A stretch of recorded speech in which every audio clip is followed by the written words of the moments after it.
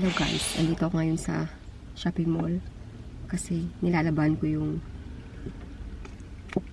mga kumot na makakapal na hindi kasya dun sa washing machine na ginagamit ko sa bahay. Tapos ngayon, andito ang lola nyo sa sasakyan. Wala lang, trip ko lang magstay dito. Tapos, ano pa, meron pa akong 10 minutes para banlawan naman siya. Ganun lang dito guys. Iba naman kasi sa atin eh. Kamay.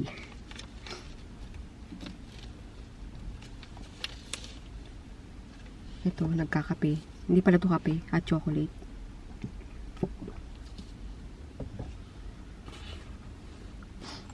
Pakita ko sa inyo. May binili ako ito. Pero, mamaya re-reviewin ko to. Mamaya. Ano siya? Lane Fruit Sensation Dark Chocolate Blueberry yun akay.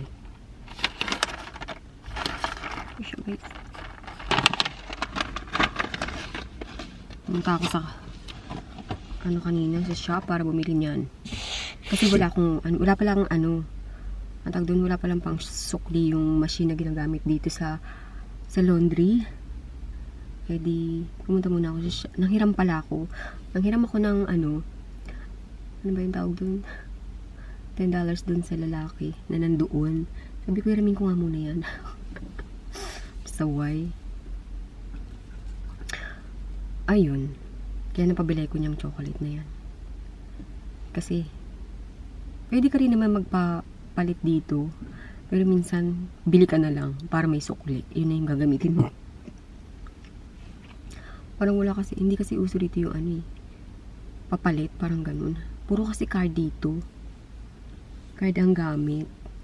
Pero merong mga shop na ang tawag dito na kailangan cash. Kailangan cash yung ibigay mo. Yung iba kasi hindi tumatanggap ng card.